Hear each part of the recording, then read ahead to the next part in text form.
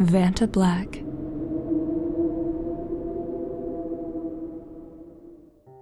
I'm here to discuss my experiences with a band known as Vanta Black. They are a progressive death metal band based in my hometown of Battered Grove, a small but lively town in New England. The band consists of 5 members, a drummer, 2 guitarists, a bassist, and a vocalist. Beyond their roles in the band, I know little about them.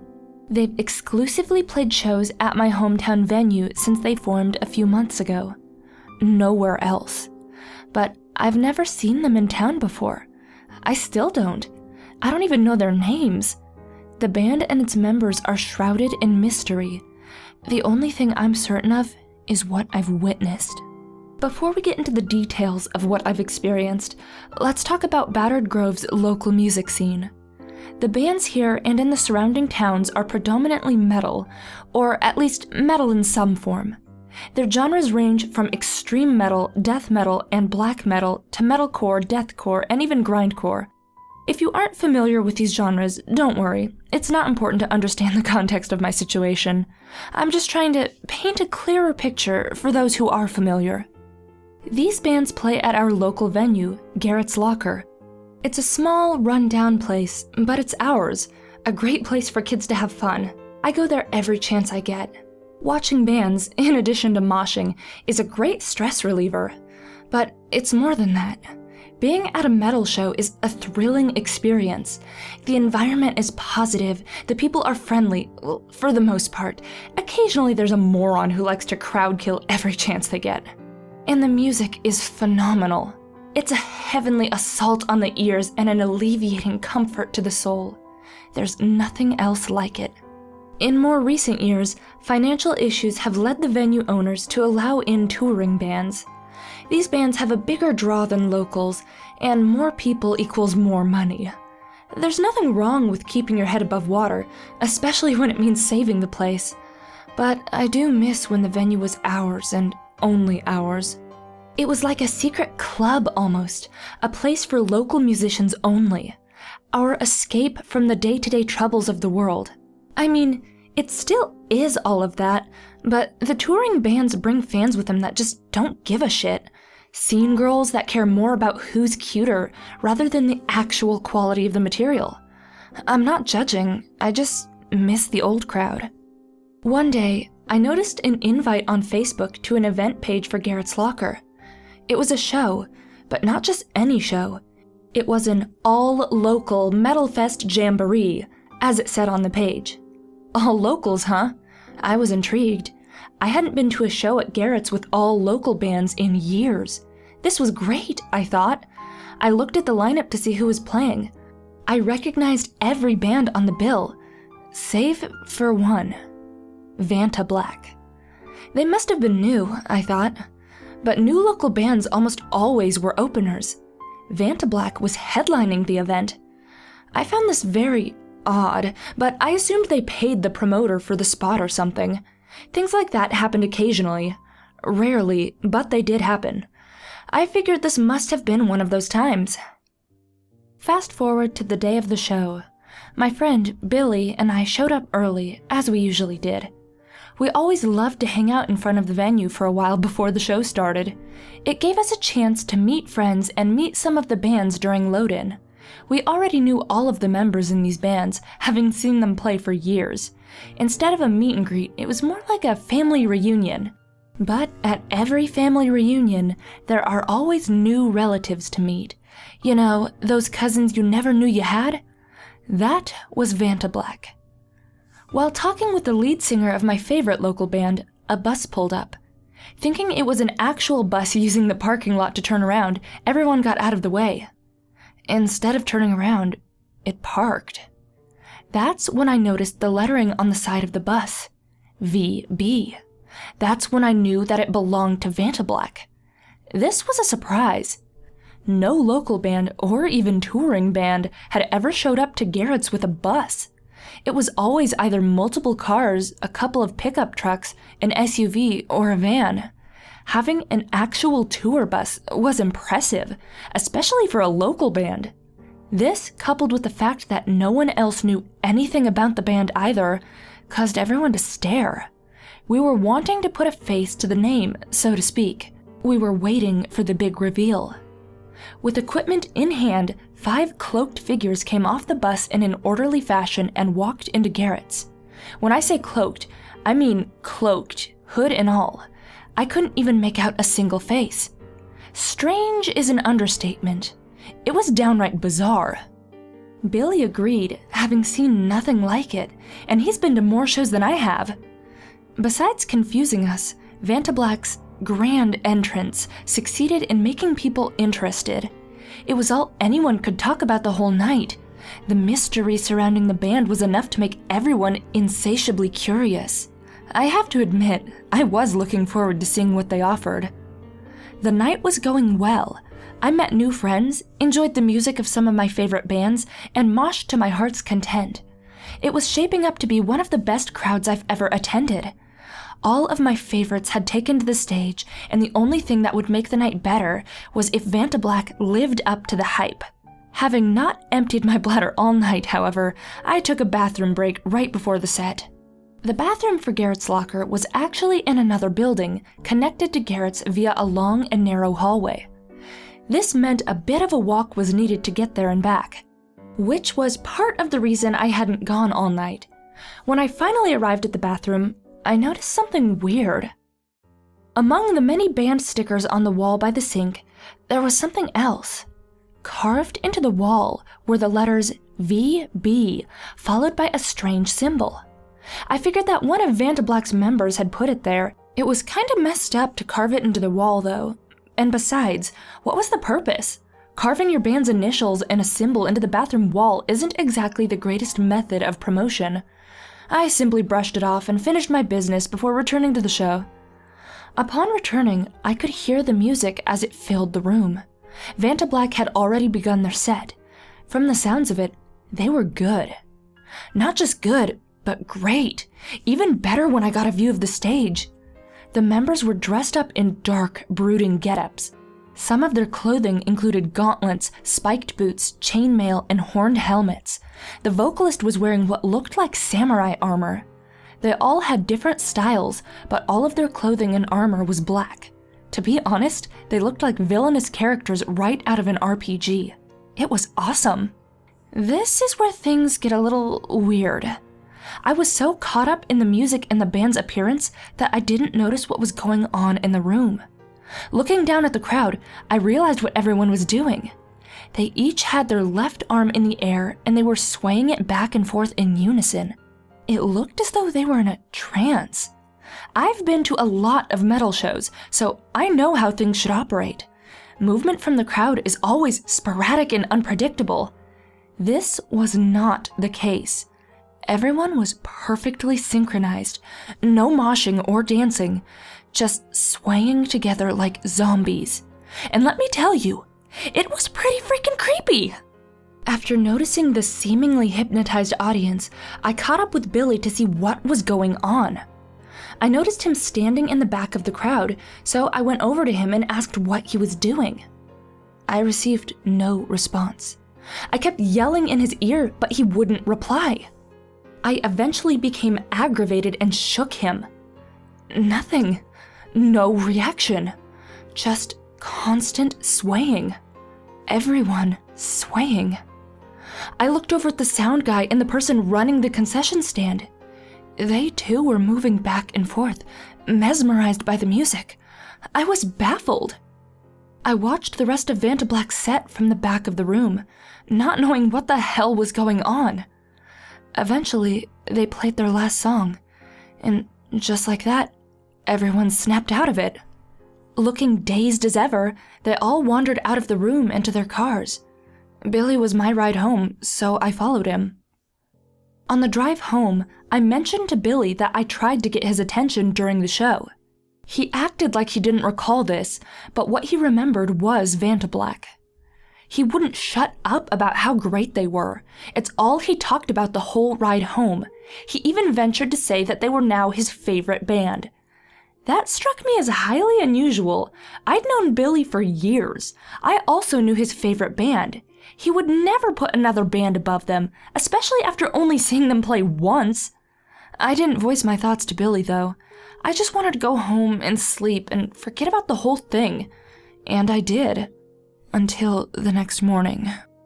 I woke up the next day sore. My arms and legs were in pain from the night before. Moshing will do that to you. Because of this, I popped a few aspirin before starting my daily routine. Everything was back to normal, until I checked my phone. I had a few Facebook notifications. Nothing out of the ordinary at first. A like here, a comment there. One notification, though, was an invite from Billy to like the page Vantablack. I then remembered the particular show they put on and how they hypnotized my friends. I decided to do a little research. I visited the Facebook page and checked out their music. They had one release, The Nihilist. It was free to download and contained 5 songs, all of which I recognized from the previous night. One that really stood out to me was Knowledge of the Damned. This was the song they were playing when I entered the room. All songs were professionally recorded and sounded as high quality as any touring band's music would sound. I was impressed, but that wasn't what I came to the page for. I scoured the page for any answers as to what happened the night before. I found little. The page had just been created. There were no posts or pictures. Still, they had roughly 200 likes. This was also about the number of people who had attended the show. No new band could gather likes that quickly. It was unheard of. Something still wasn't adding up. As I sat there, completely baffled, I noticed Vantablack had made their first post. It was for a show the following day.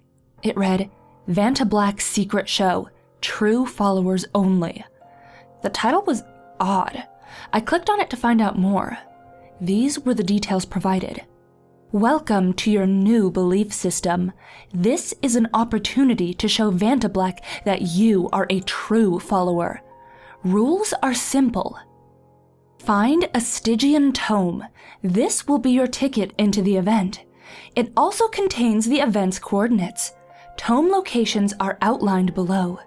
Several locations were listed, including the Grovewood Cemetery, right near my house. I didn't understand the secrecy or the meaning of the event, but I was compelled to find out more. Something wasn't right, and I wanted to know exactly what it was. I thought that perhaps the secret show would shed some light on the situation. As such, I decided to find a Stygian tome. I searched for a few hours in the cemetery before finding what I was looking for. Leaning up against one of the gravestones was a small, brown, leather-bound book. I picked it up and inspected it. It lacked any noticeable features, aside from the black silhouette of a ram's head embossed on the front. Inside, there was a single page with the show's coordinates, followed by several blank ones. Despite the lack of characteristics, the book was very nice. Vantablack was going all out for this show. It made me want to attend the event even more, if only out of pure curiosity. The next day, I punched the coordinates into a GPS app on my phone. The place was in town, but seemed to be in the middle of the woods. This made me hesitant, but morbid curiosity outweighed my concern. I would have to walk there, but it wasn't that big of a deal. A hike wouldn't be the worst thing for me. Giving myself enough time to get there before the event started, I set off into the woods behind my house. It took nearly 2 hours to reach the spot. There were no trails, so I fought with branches and briars most of the time. It was hell, but I made it there in time. Upon arriving, I noticed something right off the bat. I saw no instruments or equipment. Kind of hard to play a show without those, right? What I didn't know at this time was there would not be a show, at least not of the musical variety. The members were standing near a large tree, wearing those cloaks they adorned when first entering Garrett's. Others were showing up. I watched as they walked over to the members, handed in tomes identical to mine, and then stood in a circular formation. I followed. The circular formation was purposeful. In front of us was a large design, spray painted in red on the ground. It was the symbol I had seen carved into the bathroom wall, contained in a circle. Before I could contemplate its meaning, I noticed Billy walk up and turn in his own tome. I was about to wave and say hi to Billy, but I quickly discarded the thought and chose not to. He looked different. Different but familiar. It was the same look he had when swaying during Vantablack's set. I then looked around and realized that everyone looked like that. They were all in a trance, just like they had been during the show. I was the only one out of place. In an attempt to follow the pack, I decided to sport a similar expression on my face. I had to blend in with the true followers. I couldn't risk getting kicked out, especially after I've traveled so far. Shortly after I did this, the vocalist stepped forward and removed his hood. The event was about to begin. Vantablack's vocalist spoke with authority and conviction, reciting the following at the start of the event. Welcome, believers. We appreciate the journey you've made to get here. We appreciate the sacrifices you've made in your lives, past, present, and future. We are here to share the burden. We are here today to unite as one people. Are you with me? In unison, everyone replied with a loud yes. I failed to do so, but was sure no one noticed. For roughly 1 hour, the vocalist continued to speak and asked for more synchronized responses. I don't remember much of what he said, as I was more focused on fitting in and fearing what might happen if my true intentions were discovered. I do, however, remember what happened toward the end of the event. It's difficult not to. At the end of the vocalist's long and drawn-out sermon, he raised his left hand and shouted, "No escape, no justice," which I recognized as a lyric from Knowledge of the Damned. The group then repeated this back. I did as well, having caught on by this point. After this, one of the other members of the band came over with the skull of a ram and placed it at the center of the symbol. The vocalist stepped forward until he was directly behind the skull. I didn't know what to expect. At this point, Vantablack's vocalist called out names, full names. How he had that information, I don't know, but when he called out a name, that person would step up to the skull and face the vocalist. Billy was the first one called. Still hypnotized, Billy walked up to the skull and held out his arm. I was confused by this. The vocalist then pulled out a dagger from within his cloak and sliced Billy's arm, allowing the blood to drip onto the skull. Billy didn't react. I did instead. I shook in fear. Was my arm going to be cut as well? What if I screamed in agony? What would they do with me if they found out I wasn't a believer? These were questions that raced through my mind as I watched my friend's blood paint the skull red. I watched in horror as the names were called, and the skin from each person was torn open by the vocalist's blade. I didn't understand, nor did I want to. I just wanted to get the hell out of there. I thought about making a run for it, but I knew I wouldn't get far with the plethora of obstacles the forest offered. Plus, I was outnumbered. It would only take one person to catch up with me and drag me back into the ceremony. I decided to stay and play along. My name was the last to be called. I hesitantly stepped forward and faced the vocalist. He stared at me for an awkward length of time before speaking. "Are you a true follower?" "Yes," I said. He continued to observe me, then spoke again. "No escape," he shouted. "No justice," I retorted, almost instinctively. The vocalist then sliced my arm open, and my blood dripped onto the skull like the others before me. I felt the color drain from my face, but I didn't react. The pain was great, but my will to live was greater. The vocalist smiled and allowed me to walk back to the herd. I must have played my part well. After slicing my arm open, the vocalist concluded the event by thanking everyone for their participation.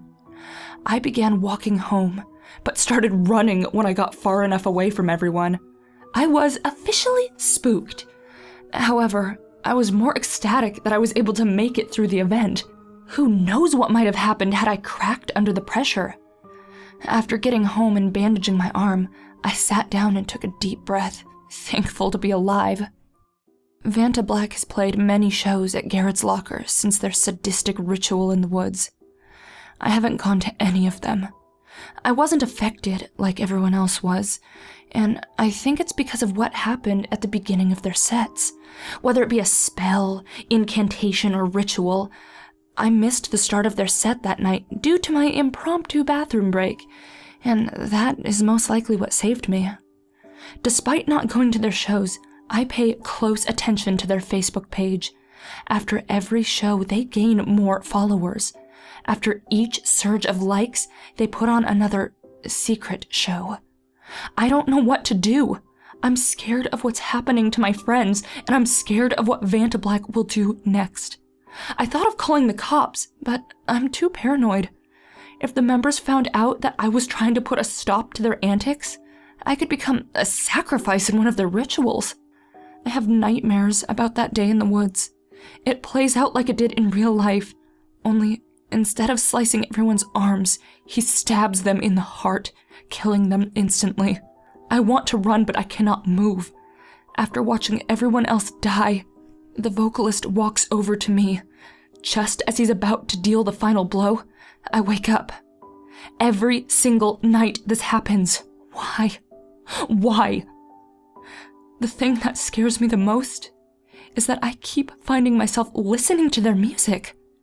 It's the only thing that seems to comfort me. And when I do, I feel the need to join them. I feel the need to be a part of their nefarious cult, and I don't know why. I am at the end of my rope here, and I can feel myself slipping. Their lyrics keep ringing in my head, and I think they hold true. There is no escape, and there is no justice. I don't think they can be stopped, and I don't think I can keep myself away from them any longer. I want the nightmares to end. I think it's time to become a true follower.